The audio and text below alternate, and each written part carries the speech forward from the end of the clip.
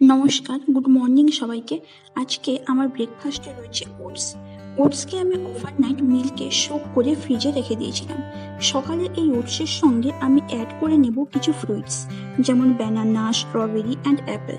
আপনারা চাইলে এটিতে ডেটসও অ্যাড করতে পারেন। আমার কাছে এই মুহূর্তে ডেটস নেই, তাই আমি এটি স্কিপ করলাম। আর অ্যাড করে নেব কিছু আলমন্ড অ্যান্ড কিশমিশ, আর অ্যাড করব পরিমাণ মতো হানি। ব্যাস, রেডি হয়ে গেল আমার হেলদি ব্রেকফাস্ট। ওটসে রয়েছে প্রচুর পরিমাণে ফাইবার, আর ফ্রুটসগুলো অ্যাড করার জন্য এই ব্রেকফাস্টের পুষ্টিমূল্যটাও অনেকটাই বেড়ে যায়।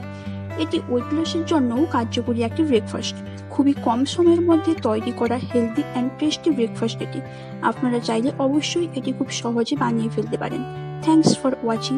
ভিডিওটি ভালো লেগে থাকলে অবশ্যই একটা লাইক করবেন, আর চ্যানেলটিকে সাবস্ক্রাইব করতে ভুলবেন না।